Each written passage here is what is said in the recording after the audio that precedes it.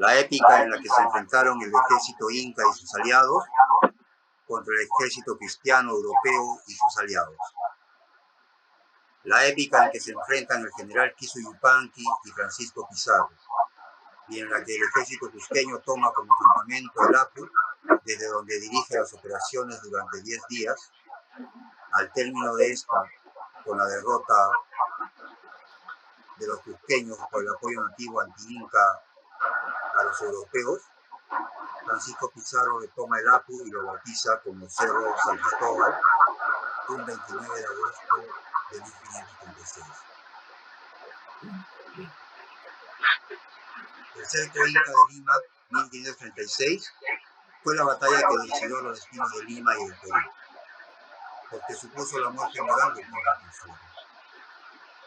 El cerco inca de Lima de 1536 fue la primera toma de Lima de la historia, que continuara hasta nuestros días con la última toma de la ciudad del pasado año 2023, con sus conocidas consecuencias de sangre. Felices de tenerlos presentes, vamos a empezar con un respetuoso saludo del pueblo ancestral, una chaya, como bien enseñan las costumbres originarias de nuestros abuelos. En tal sentido, vamos a dar paso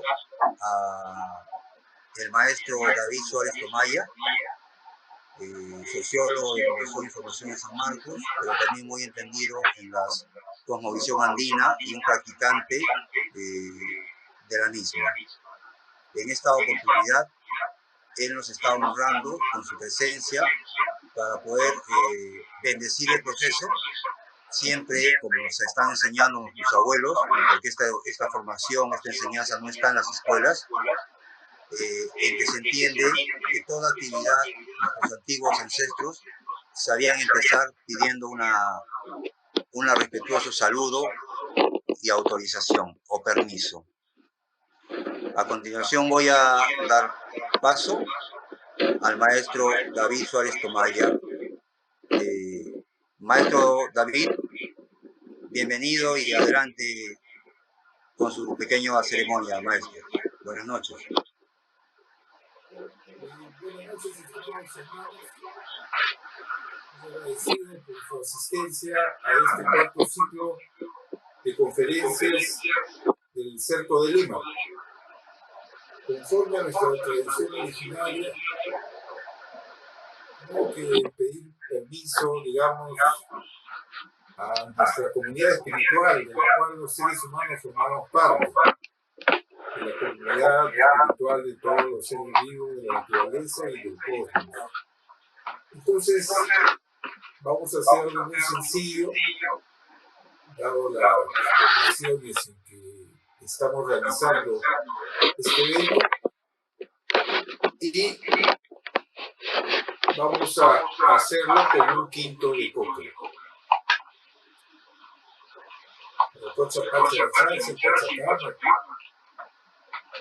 Chicos aquí reunidos una vez más para recordar toda nuestra memoria antigua que la tenemos siempre presente, y para pedir permiso a nuestro caliente, a nuestro maquillo, a nuestra Pachamama, a nuestros santos protectores que siempre nos guíen en los buenos deseos para recuperar nuestra memoria y avanzar y proyectarnos a ese camino meritorio que todos debemos llegar alguna vez para el bien de nuestros pueblos y de nuestro país.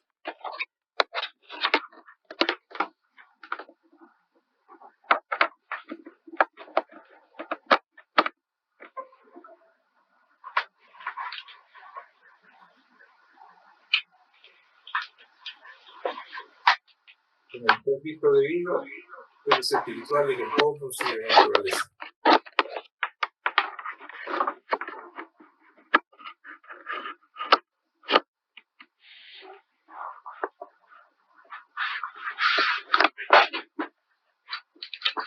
Bueno, voy a decir Continuemos con el programa.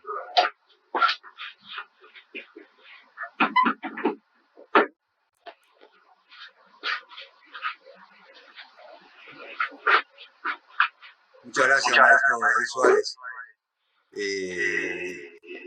Le agradecemos bastante por esta honra que nos hace. Es importante para nosotros estar vinculados a la Pacha dentro de nuestra lógica de lo urbano ancestral. Queremos nosotros no dejar de reconocernos también de todo ese linaje oriundo, así como también reconocernos como urbanos, y ahí atando cabos en ese puente de las dos épocas y los dos mundos. Según estaba programada la conferencia de esta fecha, en que estamos abriendo el cuarto ciclo de conferencias del Cerco Inca de Lima 1536, me corresponde una pequeña ponencia que hemos titulado El Bicentenario y el Cerco Inca de Lima 1536. En realidad es un texto ya escrito hace algún tiempo, que hemos sabido inclusive publicarlo en el Face, pero que hemos considerado muy oportuno para esta fecha, dado que se cumple una fase en nuestro trabajo. Hemos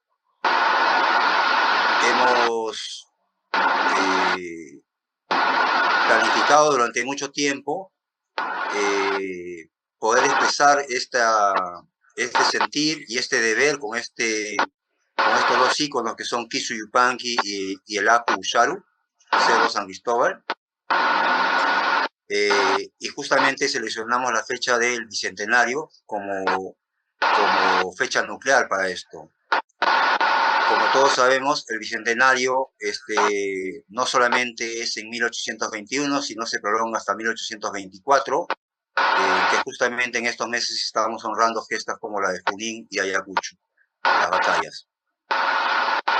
En ese sentido, entonces, entendiendo que estamos dentro del radio de este acontecimiento muy importante para nuestra historia, es que por eso también es que hemos trabajado esta otra historia, que así como el Bicentenario honra la expulsión de la colonia, ¿no? Y genera una independencia que en verdad está en deuda todavía con el pueblo peruano, ¿no? Todavía falta democratizar la independencia del Perú hacia todos los sectores. Así como esto honra ese proceso, nosotros también hemos considerado que el hecho del Cerco de Lima de 1536 es muy oportuno recordarla en estas fechas porque indica el inicio de la colonia. En un suceso increíblemente oculto para el conocimiento de todos nosotros los peruanos tahuantinsuyanos, es nuestro deber exponerlo y darlo a conocer, contribuir a su conocimiento para que surja en cada uno el proceso de reflexión propia y pueda asimismo cada uno poder implementar sus ingredientes culturales para obtener una reflexión y en lo posterior decisiones en todo ámbito culturales y políticos. Entonces, para ello voy a iniciar la lectura de este texto que titula El Bicentenario y el Cerco Inca de Lima 1536.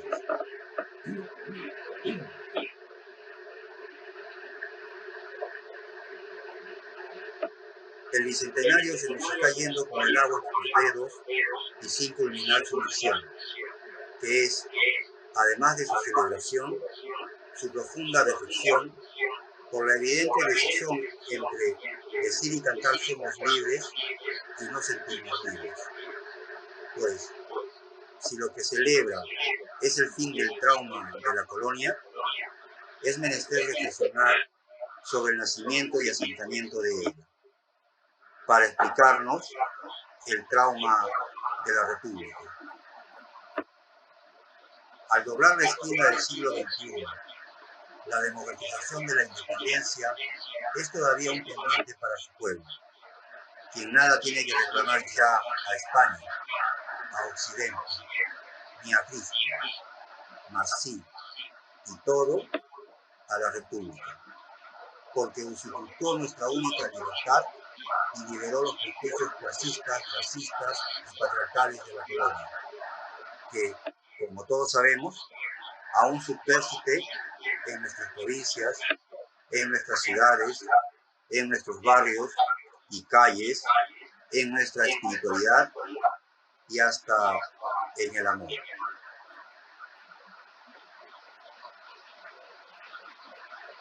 El proyecto Inca, el cerco de Lima, de agosto de 1536, del 19 al 28 de ese mes, realizado a tan solo 19 meses de creada la aldea colonial de Pizarro, en nuestro valle, fue la esperanza del cerco del Cusco, cuando nuestro Zapa Inca Manco Inca decidió llevar a cabo la gran rebelión de Tahuantinsuyo contra los cristianos, al sufrir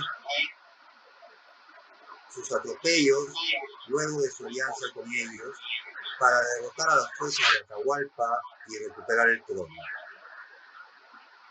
De esta guerra encarnizada, a veces sobrehumana por ambos bandos, se estructuró el ADN histórico de todos los peruanos del Bicentenario, porque reveló la verdadera anarquía de la que procedemos cuando, en el fragor de esta, nuestros nativos ancestros dividieron su participación.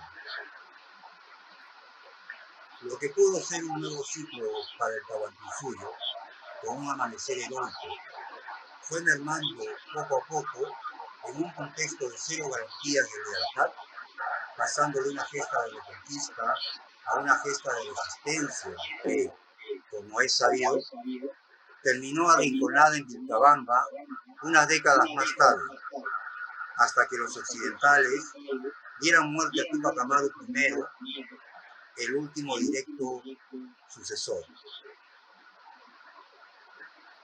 Más, por dialéctica, es en los momentos superlativos de esta gesta de reconquista en que surge la figura del Apu Suyucha y Suyupanqui, quien comandó la épica de El cerco de Lima.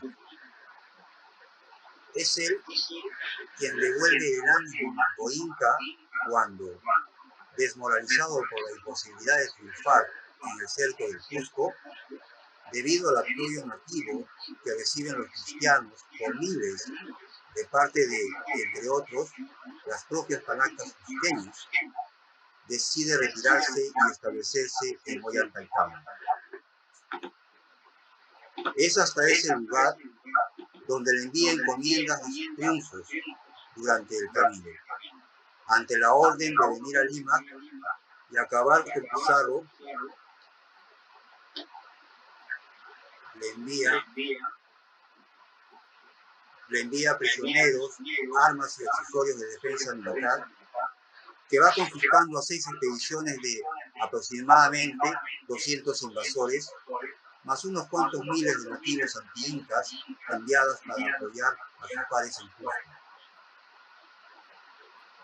Ni una sola derrota hasta llegar a Lima, después de su parada en Jauja y establecer su estrategia del cerco, dividiendo sus fuerzas entre sus lugartenientes y Yatupa, a quien designa entrar por el norte, Comas, a Puyuhuilca por el sur, Pachacamac, y que nunca llegara, y él por el Valle del Mama, Chosica, para apostarse en el Apu Charu, al cual luego del asedio Pizarro bautizará como Cerro San Cristóbal. A unas cuadras, a unos metros de él, con sus 40.000 guerreros aucapulitunas, o 200.000, según exagera Palma, y convertirse en la esperanza del Tahuantinsuyo, aquí en nuestros escenarios del Apo, del río Rímac, Barrios Altos y Plaza de Armas.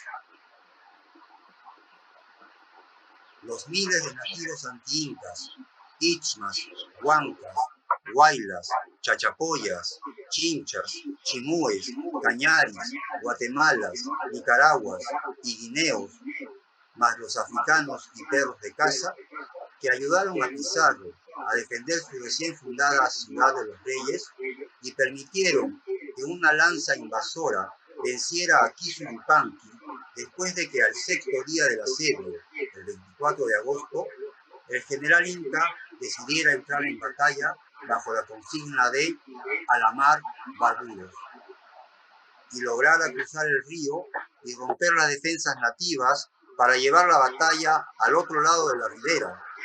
Quizás nunca entendieron que estaban ayudando a sepultar una continuidad histórica de 5.000 años de evolución de altas culturas auténticas y autónomas, en la que los quechuas eran solo la punta del iceberg de una raíz que venía desde Caral.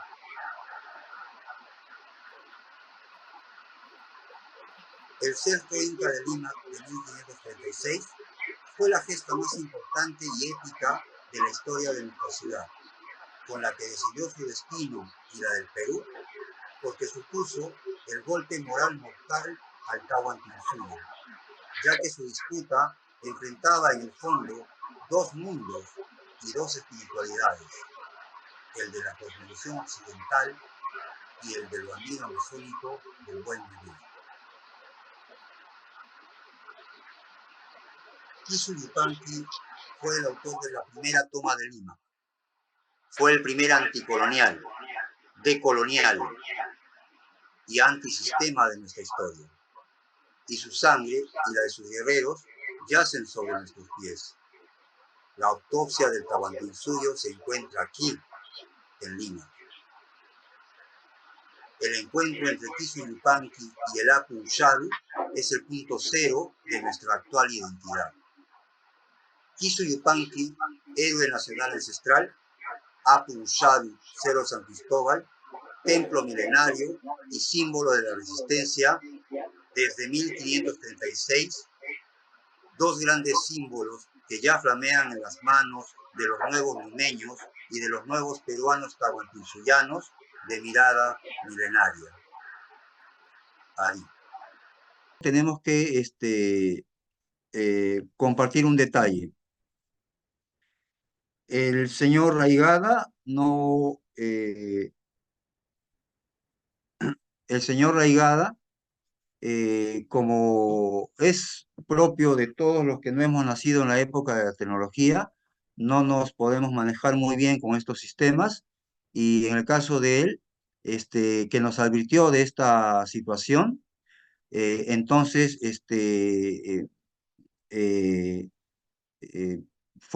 favorablemente fuimos advertidos al respecto, y entonces usamos un plan B, que fue hacerlo exponer y grabar su participación, lo cual ha generado para orgullo nuestro, ¿no? Y tengo que reconocer aquí el trabajo de nuestro hermano de Ayu, Miguel Flores Espinosa, del cual ha resultado un video bastante rico, tanto en arte como documental. Así que lo que vamos a hacer en este momento, dado que no puede estar él en vivo y tenemos la grabación como lo hemos expresado, vamos a proyectar su grabación de dos maneras. Una aquí corriendo justamente dentro de la programación, pero también estamos dando en el chat el vínculo, el enlace a YouTube, donde está grabada y colgada esta ponencia. Estamos dando esta alternativa porque, al parecer, de la manera directa de proyectar el video va a tener ciertas restricciones o ciertas desfases de que corra la transmisión.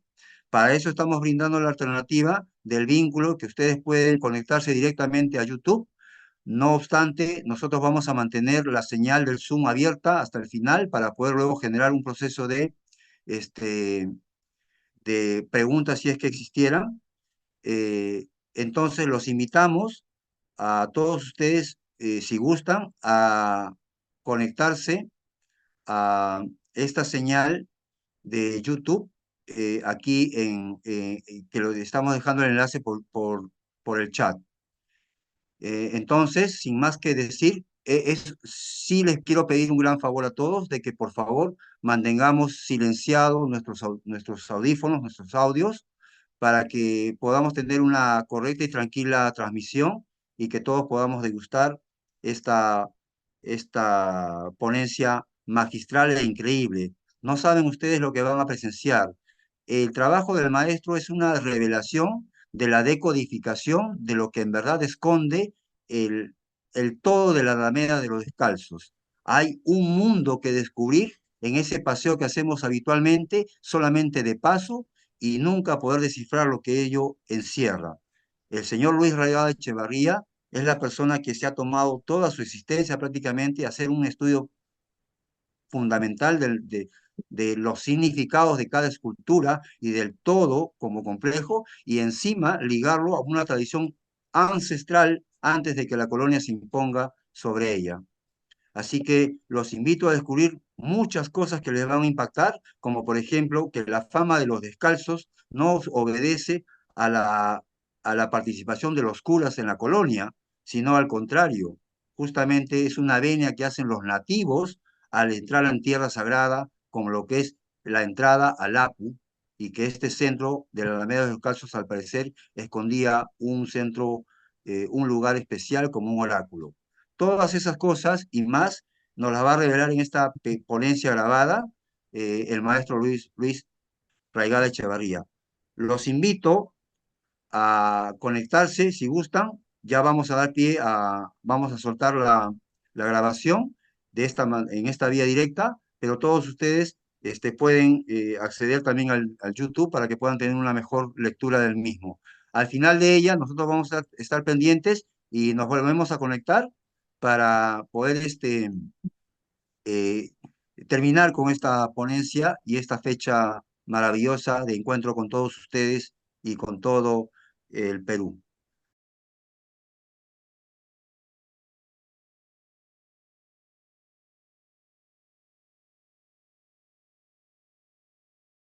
Queridos amigos, esta es la Alameda.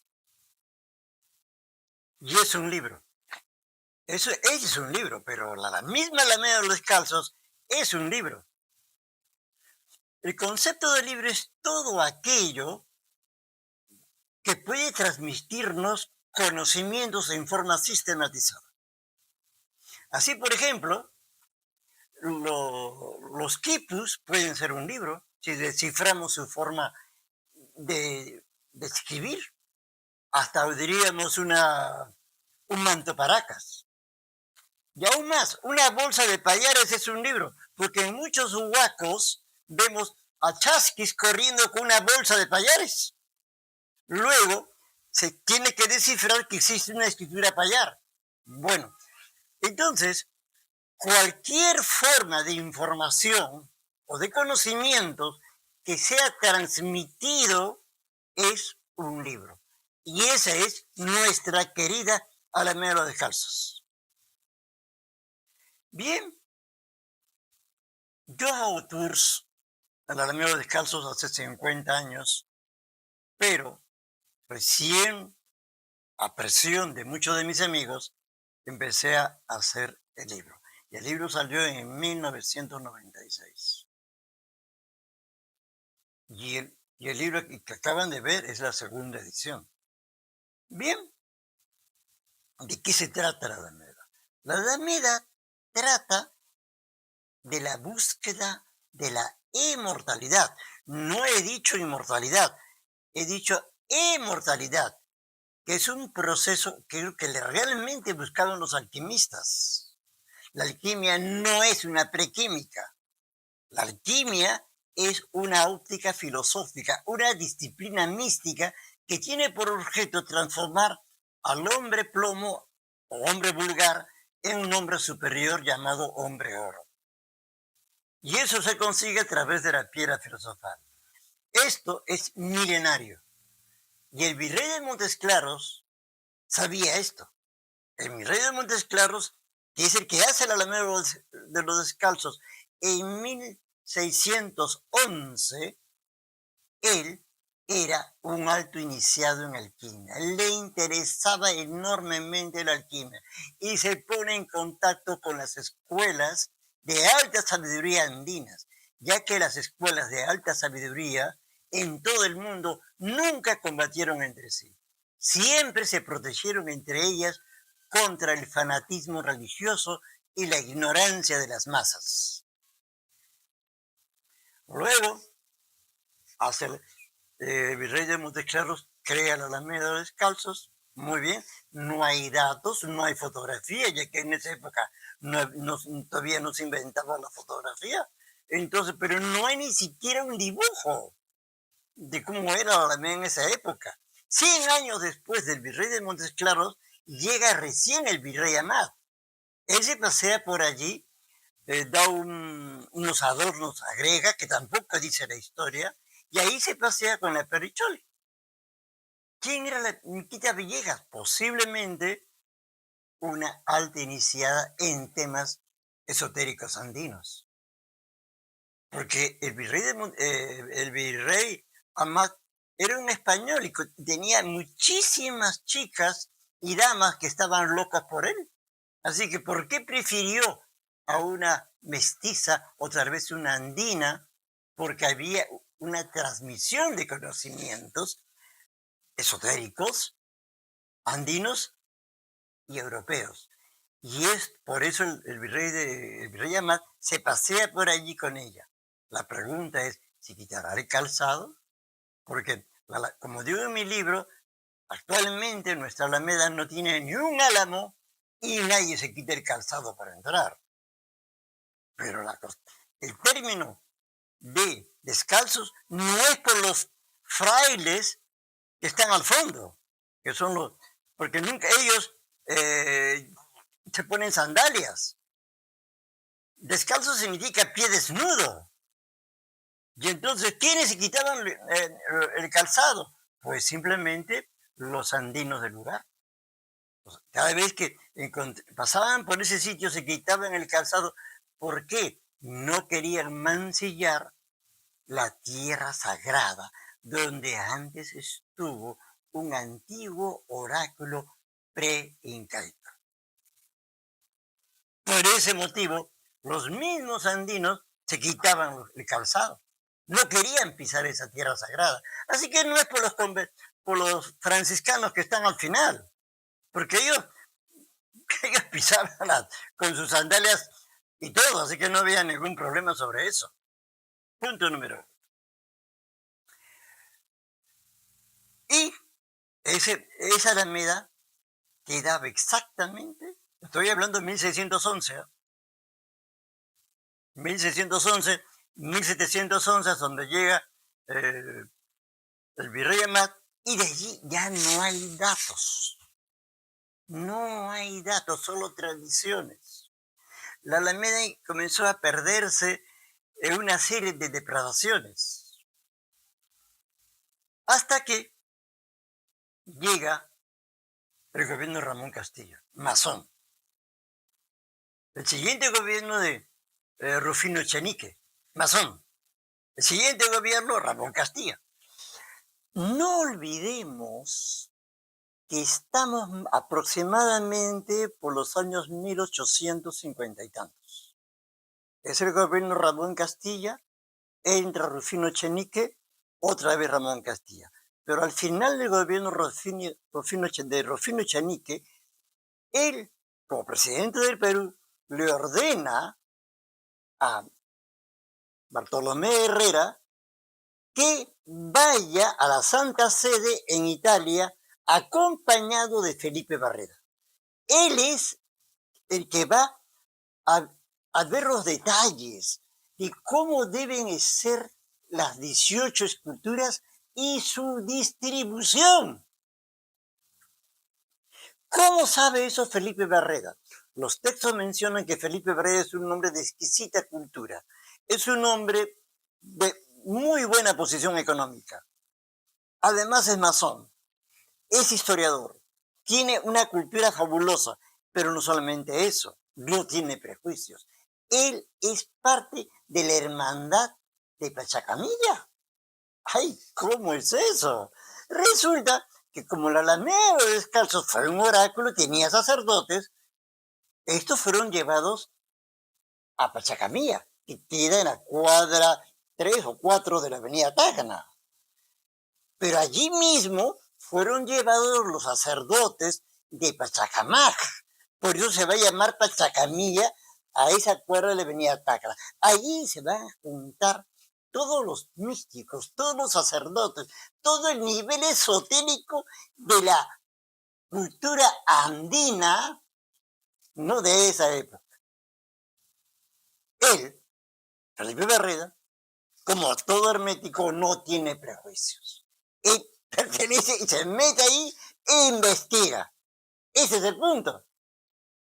Investiga y él, yo confío en las investigaciones de él. Él es el que va a decirnos cómo fue, por lo menos lo más aproximado a la Alameda de los Descalzos. Pero cuidado, también existía se forma una hermandad que es una hermandad de los protectores del Señor. Cuidado, del Apu y de la Alameda de los Descalzos. Esa hermandad existió y hasta toda la época del virreinato se hacía una procesión en la Alameda de los Descalzos guiada por esta hermandad. Por supuesto, una procesión cristiana, pero cuidado, siempre las culturas sometidas, diríamos, incluyen mucha parte de su cultura en la nueva religión. Así que tampoco tenemos datos de cómo era esa procesión y qué símbolos andinos llevaba. Entonces, pero sí sabíamos que hay datos concretos de que sí había esa procesión y que existía una hermandad. Felipe Barreda hace las investigaciones y me confío en él. No puedo contradecir al Señor. Entonces, pero hay un detalle. ¿Por qué se llama Tauquichusco? Tuve la suerte de tener en mis manos un libro maravilloso, un diccionario que se llama, La gramática o arte de la lengua de los indios de los reinos del Perú, llamada Quichua, de Fray Domingos Tomás, de 1560. Una joya que guarda nuestra Biblioteca Nacional. ¿Sí? Para tener acceso a ese libro, tú tienes que pedir un permiso especial, porque es una joya literaria. No se lo dan a cualquiera, porque me he visto con libros arrancados, las páginas realmente destrozadas, y ese libro es una joya.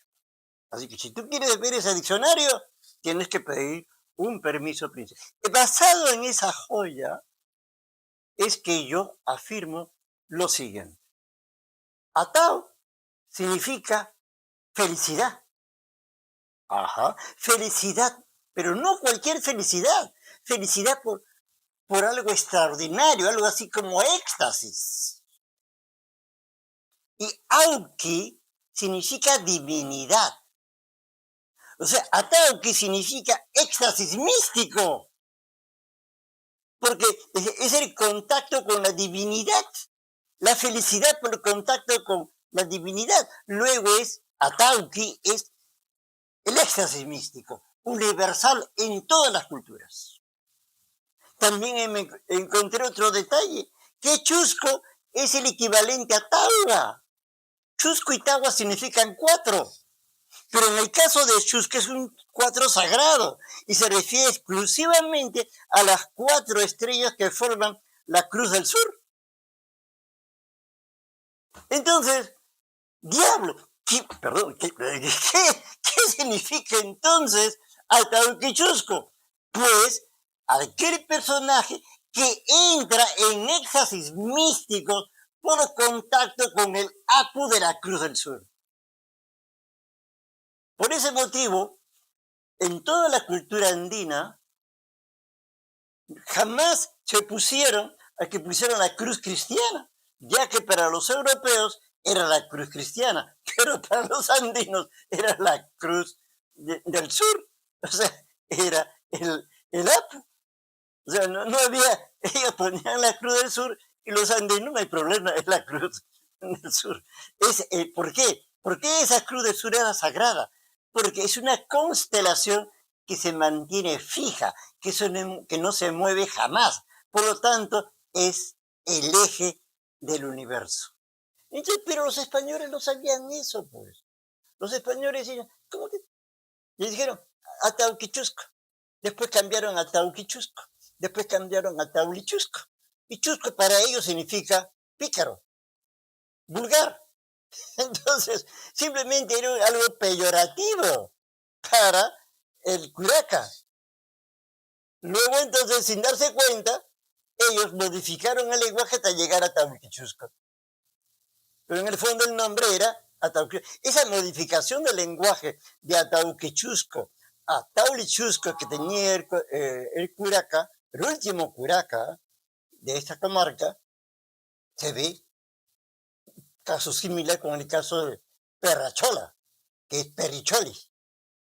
Entonces, se va modificando con el transcurso del tiempo el lenguaje. Bien, ya sabemos por qué se llama Atauquichusco, el cerro sagrado, y esa cruz que está arriba es pues la cruz del sur. Ahora veamos un punto muy importante. Pero hay algo más. ¿Y los españoles? ¿Por qué diablo le pusieron San Cristóbal a un cerro, o sea, el nombre de un santo que jamás existió? Cuidado. Baal, son gigantes. Son los gigantes de Fenicia. Son los Baales. Eso lo podemos saber. Todo nace de algo muy curioso en la mitología hispana. Existe un gigante, un Baal en España, que quiere estar al servicio de algo más fuerte que él. ¿Quién es? El rey. Entonces entra al servicio del rey. Pero el rey empieza a temblar cuando escucha la palabra Satanás. Ajá, entonces Satanás es más fuerte que el rey. Yo lo busco a Satanás. Y se puso al servicio de Satanás. Satanás también se ponía a temblar cada vez que escuchaba la palabra Cristo. Ah, no. Entonces, ¿quién es más fuerte que Satanás? Ah, no, ya lo deja Satanás, ¿no? Y lo busca a Cristo. Pero ¿cómo lo encuentra a Cristo? Para eso va donde un fraile que le va a enseñar que la única manera es hacer obras de caridad, y él, como es un gigante muy fuerte, pasa gente de un lado, de una orilla a otra orilla de un caudaloso río. En una de esas viene un niño, ¿no?, con una esfera, y ¿me puedes pasar al otro lado de la orilla? Claro que sí, y lo va llevando. Pero en la mitad del torrente, él siente que pesa demasiado y tiene que apoyarse en un báculo para sostener el peso.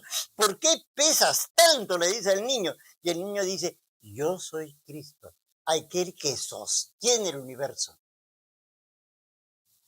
Entonces, o sea, en otras palabras, es el Apu del universo. Y entonces se dieron cuenta. ¿Quién se dio cuenta? No lo sé. Pero alguien, un esotérico español, ¡pah!, le pone el nombre de San Cristóbal, lo que es el sinónimo de Atauquichusco. Claro, la idea no de un Dios creador, de un Dios sustentador del universo, porque el universo, siendo eterno e infinito, está sostenido por un espíritu universal también eterno. Y esa es la idea de San Cristóbal. Y esa es la idea andina del Apu de la Cruz del Sur. ¿Estamos bien? Ese es un punto fundamental. Ahora sí. Y de eso trata la alquimia. La piedra filosofal es justamente ese acto de la Cruz del Sur. La piedra filosofal es justamente Cristo, que sostiene el universo. Ese espíritu que sostiene todo el universo. Es cuando está dentro de ti, tú te transformas de un animal racional en un hombre Dios. Tú te transformas de un hombre plomo en un hombre oro. Ahora sí se da la alquimia. Ya hay una, por eso digo, la alquimia es universal. Sucedió en todas las culturas del mundo. Ahora sí podemos entrar a la verdad. Entonces, se hace las investigaciones, los masones lo saben, se hace la investigación no gratuitamente y, por supuesto, Felipe Barreda trae las esculturas, ¿no?, en 1857. En esa fecha llegan las 18 esculturas a Lima, pero no se exponen, se guardan 33 semanas en el convento de Santa Clara. Santa Clara. ¿Y Santa Clara quién es? Pues es la novia de San Francisco. Justo el convento que está al final de la Alameda.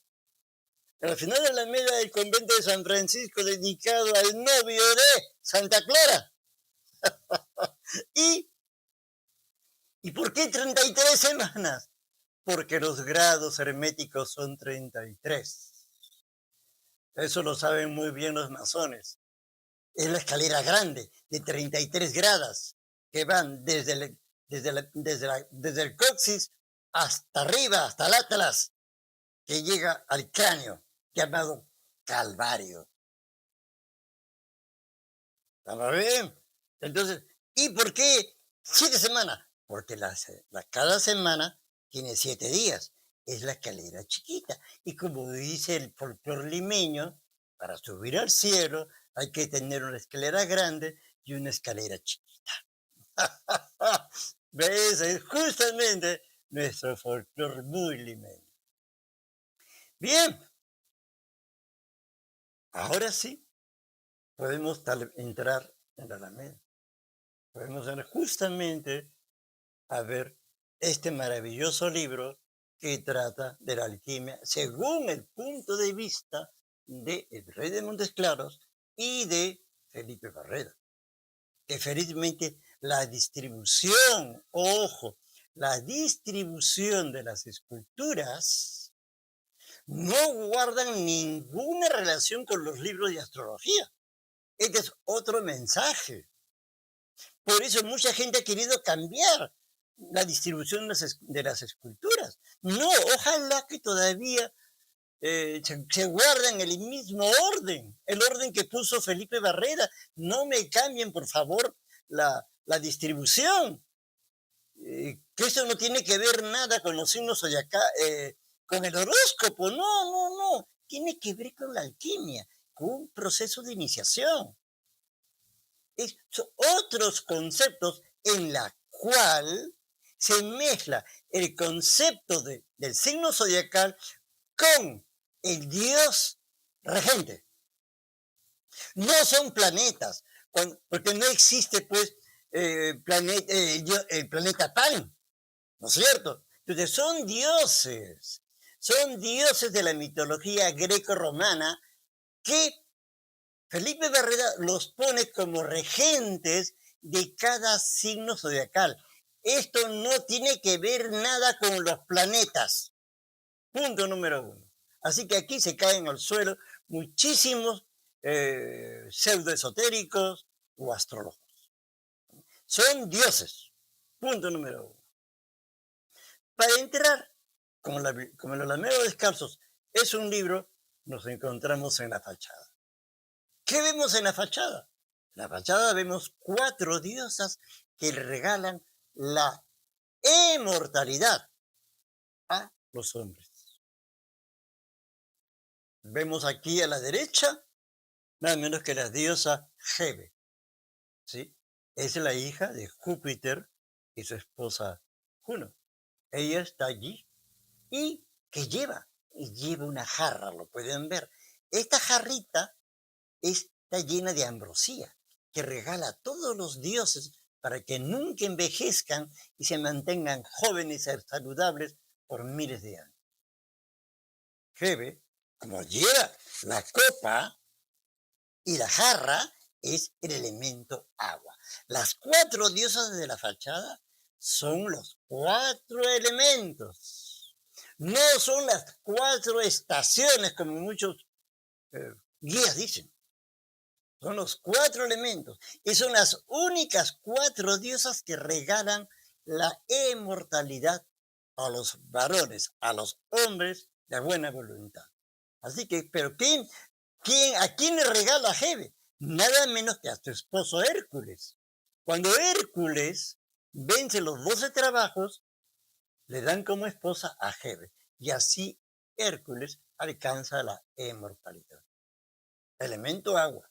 Más acá está, casi cerca, está la diosa Demeter Ceres. Claro que sí, la vamos a reconocer porque tiene el pecho desnudo y tiene también una hoz en la mano. Y como tiene una hoz en la mano, elemento agrario, elemento tierra. ¿Estamos bien?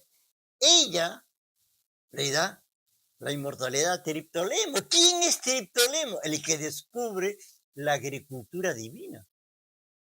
Y que lo quieren llevar a los cielos por ser un hombre tan formidable de descubrir la agricultura divina.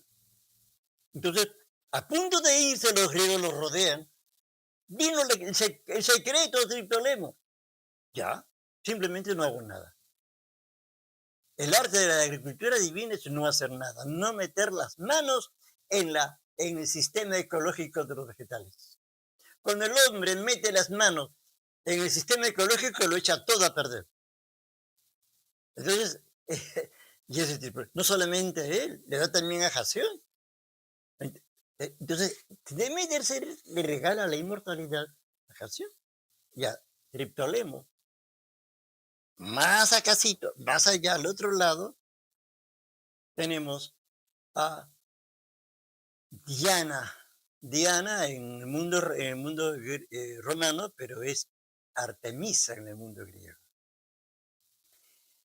Ella le da la inmortalidad a Orión. Se enamora de Orión. Pero los dioses celosos lo matan a Orión. Ella entonces agarra su cuerpo y lo tira a los cielos, convirtiéndolo en la constelación de Orión. Y como ella tiene sus flechas en la espalda, ella es el elemento aire. Más allá tenemos a Venus, Venus Afrodita, elemento fuego, del fuego sexual, del fuego erótico. Ella le da la inmortalidad a Faón. ¿Por qué? Porque es un hombre generoso, de buen corazón, que no le quiere cobrar por pasarla de la isla de Lesbos a Chipre.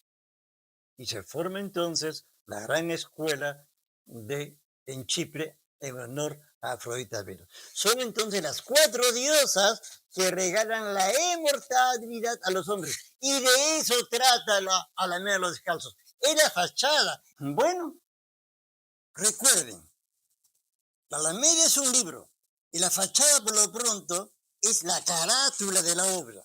Así como esto tiene una carátula, de acá está el contenido de la obra, de igual modo la Alameda tiene entonces una carátula, que es la fachada, donde está hablando del contenido de la obra.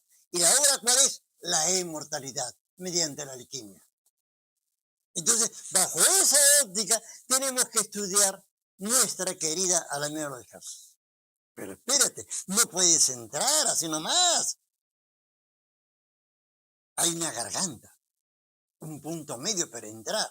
En esa garganta hay 2 espíritus guardianes, 2 dioses guardianes. Uno es el dios del tiempo, que está con su dedo señalándole el reloj de arena que está abajo. Lo señala con su dedo, ¿sí o no? Y Y eso te dice algo. No esperes mucho tiempo. Al otro lado, frente a él, está un Dios que no puedo saber quién es porque tiene un instrumento roto. La única manera de saber qué Dios es por sus instrumentos. Y si el instrumento está roto, no puedo saber qué Dios es. Está al otro lado de la garganta. No he encontrado datos. A ver, los expertos que me ayuden, pero no tengo datos de ese Dios que está al frente. Lo único que sé es que están mirando al otro Dios. Si ustedes miran, están mirando a los Dios y están mirando justamente lo que él señala con el dedo. Yo supongo que es el Dios del fuego, Hefasto Vulcano. Hefasto Vulcano. ¿Estamos bien? Punto número 1. Ahora sí, entramos a la Alameda. Después de pasar por estos dos espíritus guardianes. Entras a la Alameda y te encuentras con el primer par. Pero antes quiero decirles que esas macetas enormes tienen forma de copa. ¿Estamos bien? Pero son enormes, tan enormes que para beber esa copa, tú tendrías que ser un gigante. Y entonces estamos ahora con gigantes espirituales. Y aún más, observen que la copa tiene dos pares para agarrar las asas. Eso quiere decir que la Alameda se descifra a través de pares. Te está dando la sugerencia en la copa. ¿Qué vemos? Ahora sí, con el primer par que te encuentras es a tu izquierda con el signo de Escorpio y el dios Eros. Esa fue mi contribución. Porque el signo de Escorpio está allí. Eso cualquier persona que pueda agudizar su vista se da cuenta de un escorpión, signo de Escorpio. Eso no hay ningún problema. El problema era qué Dios es. ¿No es cierto? Pues leyendo. El Dios es Eros, que se quiere cubrir, quiere pasar desapercibido. Él escupido cuando era chiquito. Y entonces tu mamá le da la orden de que me mande con sus flechas a Psique. Eso está la historia, está en mi libro. Y entonces él se enamora de Psique, pero no quiere que ella lo vea. Por eso en la escultura ves que él se quiere cubrir con el manto. Quiere pasar desapercibido. Es el dios Eros. En mi libro menciono toda la historia del romance entre Eros y Psique. Al otro lado, al frente, ¿no? Es el signo de Libra. No es Virgo como unos tontos lo han puesto. El dios Hermes Trismegisto. Pero, ¿dónde está el signo de Libra? Me van a decir, para poder usted, señor Raigada, demostrarme de qué es el signo de Libra. Vamos, papá. En primer lugar, no tiene signo. Podríamos deducir porque es lo que nos falta. Pero cuidado, falta en Virgo y falta en... El signo evidente falta en Virgo y falta en Libra. ¿Ya? Podría ser trastocado. Pero ¿de qué manera yo puedo confirmar de que es Libra y no Virgo? Sencillamente porque hay dos formas. En primer lugar, el dios es Hermes Trismegisto. Lo podemos ver en todos los libros. Es la foto de Dios libro. Algo más. Lleva un libro en la mano. Lleva un libro en la mano en que la carátula está la diosa Atenea Minerva con el olivo. Luego es el dios de la sabiduría. Confirma que ese dios es Hermes Trismegisto. Pero hay algo más. Hay una jugada sutil, muy infantil. Pone libro. Libro se aproxima a Libra. Es una aproximación fonética. Muchos alquimistas utilizan la aproximación fonética para dejar entre líneas su mensaje. Libro es Libra. Así que, no sé, pero no sé por qué no han puesto Virgo, porque en el fondo el signo es Libra. Me parece que los que han trabajado en la refacción de nuestra Alameda no han leído mi libro. ¿Estamos bien? Lean, investiguen. Ahora vean. Entonces, ¿quién es?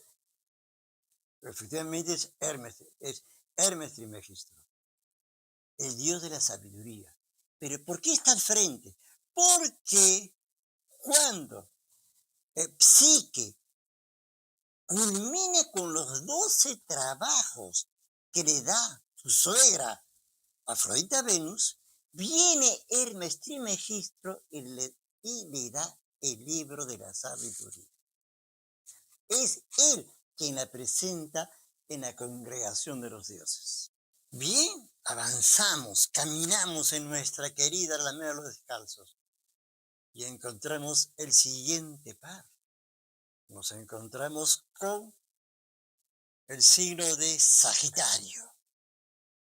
Yo no, pero el dios es Uranus. ¿Y cómo diablos lo sé? Simplemente porque miren bien el manto. El manto tiene estrellas. Y él lleva frutos andinos e hispanos en su manto, indicando que esto es un mestizaje de culturas. Debajo del manto está el signo de Sagitario, el dios Uranus, el dios del cielo. Al frente tenemos a Piscis, exacto, el dios Neptuno. Ahora tiene un parche que nunca se hace jamás en ninguna escultura del mundo. Punto. Yo supongo que podría ser un tridente, pero no tengo datos. Han querido parchar eso siempre, de 1000 maneras, pero nunca las esculturas se parchan. Jamás. Se exhiben rotas y al costado una lámina o un dibujo de cómo se supone que fue. Pues bien, para mí es el dios Neptuno, dios del mar, ya que es el que regenta el mar, los peces. Y el signo de Piscis es innegable. Vemos abajo en los pies un par de peces encontrados. Luego es el signo de Piscis. Obviamente que es el mar. Obviamente que tiene que ser el dios del mar, el dios Neptuno. Y tú en medio de dos planos azules, el cielo y el mar, y tú caminando en medio. Primero te encontraste con lo erótico y lo intelectual, con la sabiduría y de las emociones, y tú caminando en medio. Sigues caminando y ahora te encuentras entre dos planos azules, el cielo y el mar, dos grandes fuertes. Bien, seguimos caminando, nos encontramos entonces con la tercer par, donde vemos el signo de Tauro, a tu izquierda, el dios Dionisios Baco. Sí, no hay ningún planeta que se llame Dionisios Baco, por si acaso. Luego son dioses, no son planetas. Punto número 1. El dios Dionisios Baco con el signo de Tauro. Es evidente que es Tauro. El dios era el problema. Lleva pámpanos en la cabeza, uvas. Lleva una copa de vino en la mano. Luego es evidente que es el dios Baco. El dios Dionisios en Grecia, Baco en Roma. La embriaguez del vino. Cuidado. Y al frente está Ares Marte. Ares Marte que lo sabemos muy bien porque tiene un carnerito con cuernos enrollados en el pecho. Y está armado con armadura, con armas. Luego, el dios es Ares Marte, el dios de la guerra. Nos encontramos frente a frente con el dios de la embriaguez mística del vino, porque el vino simbolizó siempre en las culturas, mejor dicho, la uva. La uva representó siempre el jugo del sol. Y el vino es la embriaguez el amor del sol. Luego la uva es la embriaguez del amor. Al frente tenemos la embriaguez de la guerra. Ambas implican disciplina y tú en medio de los dos siguiendo tu camino. Entre la guerra y el amor. Entre las dos disciplinas, la disciplina para amar y la disciplina para guerrear. Y tú en medio otra vez. El siguiente par. Y ahora seguimos en el tercer. Seguimos el camino y nos encontramos entonces con una maravilla. Nos encontramos con Virgo, que me pusieron Libra. ¡Error! Es Virgo. No lo ven a ustedes. Es un hombre desnudo con cierto aire femenino. Pues, ¿por qué? No es de ninguna manera un homosexual, no. Es simplemente, es hermafrodito, hijo de Hermes y Afrodita. Todavía no es hermafrodita, es hermafrodito. Pero él juró a los dioses ser casto para toda la vida. Entonces, Salmacis, la ninfa, lo ve que se está bañando y se abraza de él fuertemente y pide a los dioses ser un solo cuerpo. Y a partir de allí se llama hermafrodita. Pero hay algo más. Hay algo.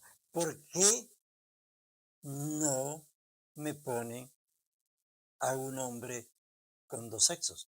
¿Por qué lo hace eso? Simplemente me pone un hombre con cierto espíritu femenino, nada más. No me puede poner el andrógino. El andrógino es un hombre y una mujer unidos en amor. Como siempre en todas las culturas se dice, un hombre soltero es media persona, una mujer soltera es media persona, el hombre completo es macho hembra. Cuando un hombre y una mujer se unen en amor, allí está el ser humano completo. Y entonces, ese es el andrógino en todas las culturas. Entonces no podía Felipe Barrera ponerme un andrógeno mitad varón y mitad mujer, porque si no, la Santa Inquisición lo persigue. Tenía que ponerme una sugerencia, y ese es Virgo. No es de ninguna manera Libra, como dice otros que no saben. Al frente de Virgo tenemos nada menos que a Capricornio. ¿Y quién está al frente? El dios Júpiter. ¿Cómo sabe usted, señor Raigada, que ese es Júpiter? Porque es un joven imberbo que se está tomando la leche de la cabrita Galatea que está abajo. Abajo hay una cabrita. El dios es Capricornio. Pero esa cabrita Galatea significa la Vía Láctea. Y Júpiter se está alimentando de la leche de la Vía Láctea. Cuidado, técnicas muy especiales de meditación, técnicas muy especiales para captar la energía de la Vía Láctea. Y al frente está Virgo, significa castidad entonces. Significa un periodo de castidad.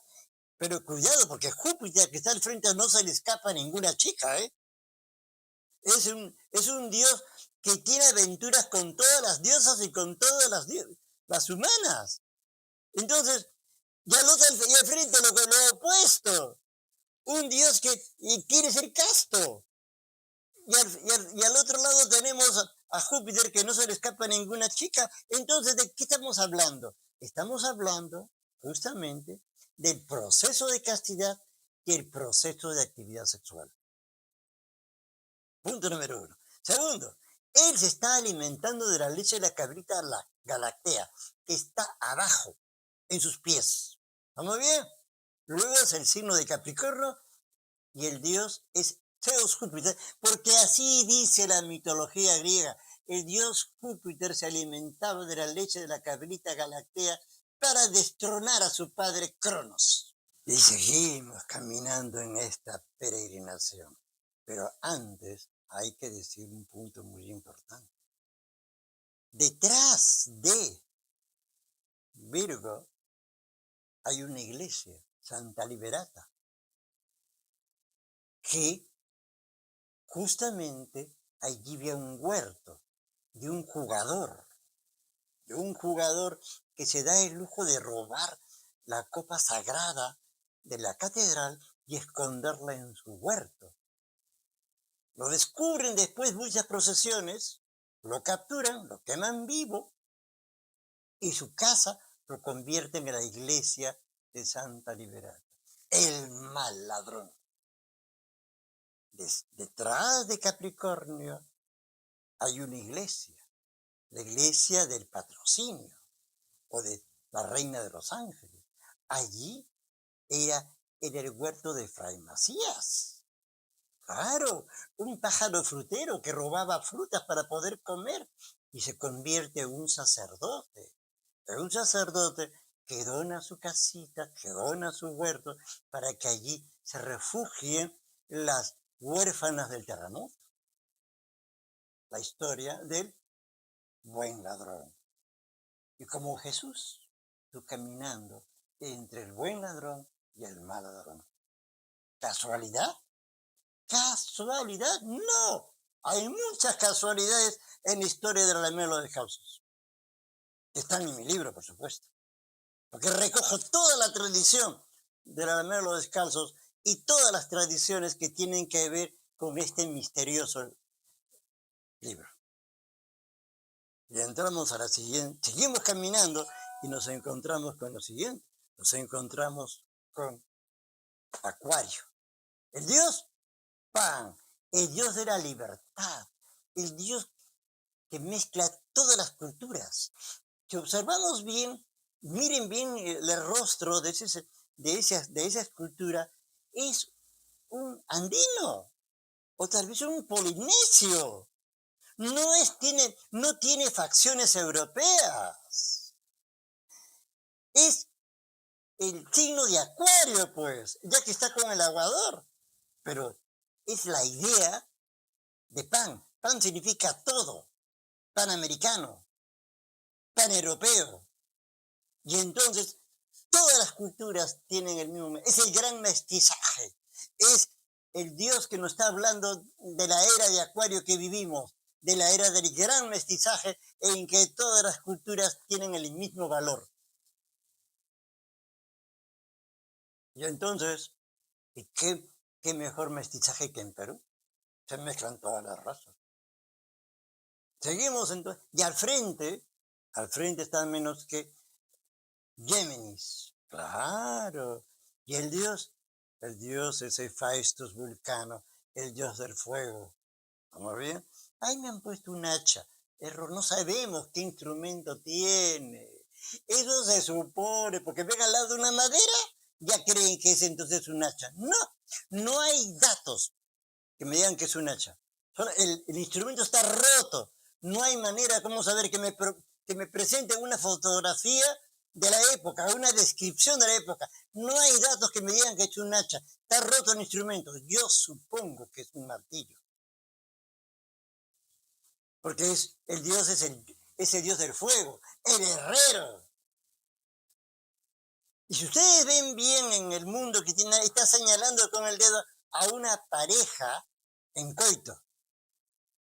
Luego entonces está hablando no del fuego que quema, sino del fuego del amor, con la cual se hacen todos los instrumentos espirituales. Cuidado, ¿de qué me está hablando? ¿Del Tantra Yoga? Veremos. Pero entonces tenemos un par que se complementa.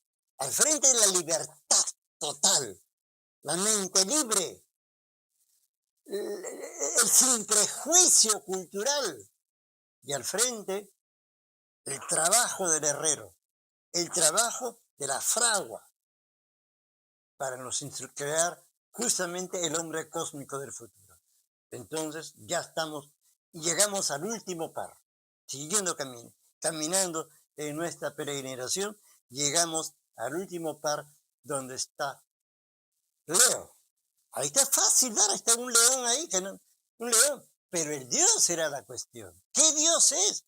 Muchas veces no era difícil saberlo, hasta que un amigo, un botánico me dijo, Luis, esas flores que están abajo son narcisos. Me dio la clave. Luego el Dios es Narciso, el que está regando las flores. El mito señala justamente la visión solar. ¿Por qué pone a Leo allí? Porque es la visión solar. Es la iluminación. Porque Apolo, cuidado, es Apolo quien convierte a Narciso, que se enamora de sí mismo en una autocontemplación. Cuidado. Narciso se contempla en un lago y se queda enamorado de sí mismo, y entonces viene el dios Apolo y lo convierte en la flor del narciso. Pero cuidado, ¿qué es esto? Es la automeditación, la introspección, es la alta meditación. Con mi libro lo digo, es el Zen, en la cual tú llegas a la iluminación solar. Porque el dios Apolo no solamente es el dios de la luz, es el dios de la iluminación espiritual. Así que entonces tú estás frente a la iluminación espiritual por la autocontemplación, como lo hizo Narciso. Pero al frente está Cáncer, con el dios Cronos, el dios del tiempo. Fácil reconocer porque tiene la guadaña allí y los cangrejitos están abajo. Cuidado. ¿Por qué el cangrejo? En todas las culturas del mundo, y no se salva la cultura andina, el cangrejo es el símbolo del profeta. El que camina de costado, cuidado, teniendo un ojo en el pasado y un ojo en el porvenir. Como lo digo acá, sí, un poema. Mi libro está lleno de poemas, inspirados en cada escultura. Y aquí tengo un poema que tal vez explique justamente este misterioso signo. ¿Perdón? Miren bien.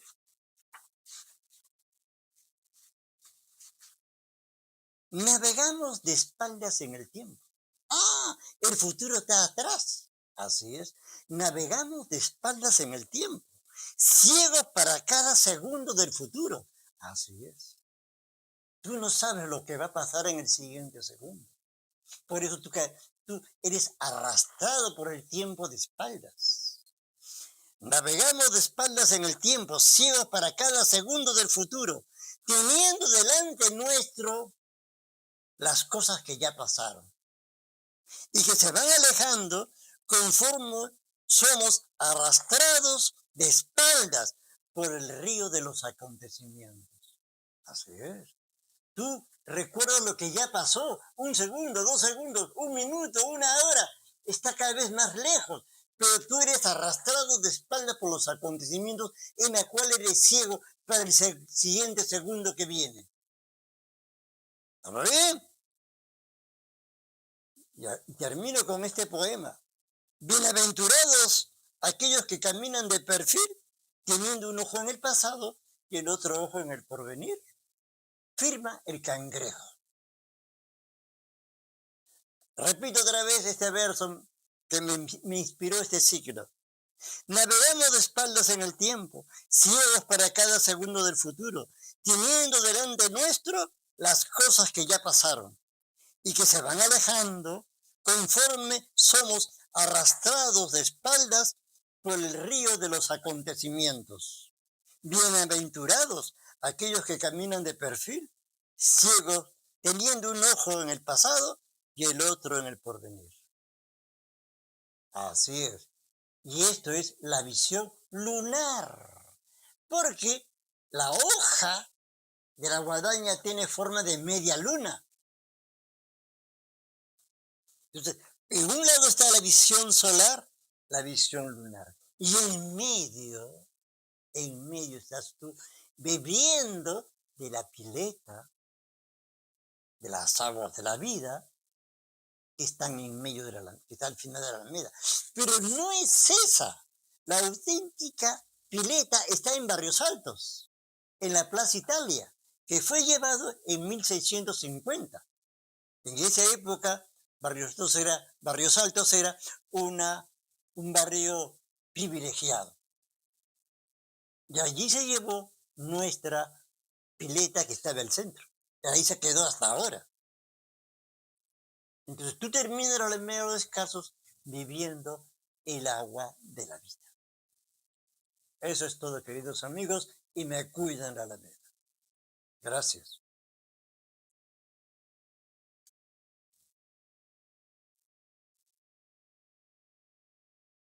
Muchas gracias, maestro Luis Raigada Echevarría, por esta maravillosa disertación. Estoy seguro que ha dilucidado muchas dudas y presentado nuevamente a la comunidad a su Alameda de los Descalzos con una nueva lectura, una nueva y objetiva lectura. Nuestra intención como Apu Saruayu es generar justamente la biblioteca Apu Saru. Son 4 años que estamos trabajando al respecto y estamos demasiado contentos con ese anaquel virtual, audiovisual que estamos logrando. En base a los temas claves que son el Apu Saru, Cerro San Cristóbal y la épica del cerco inca de Limac de 1536, generamos todos los temas anexos también para que de esta manera podamos tener un radio de comprensión, especialmente para los vecinos del Apu Saru, los 8 o 10 barrios que existen, y en genérico para toda la comunidad de Lima y del país. Ah, hemos puesto en el chat los datos del maestro Luis Raigada Echevarría. Vamos a brindarles su número de teléfono y su correo electrónico para que quien quiera adquirir el libro que él tiene en stock pueda comunicarse con él y pueda adquirir esta maravillosa obra que debe estar en sus bibliotecas particulares.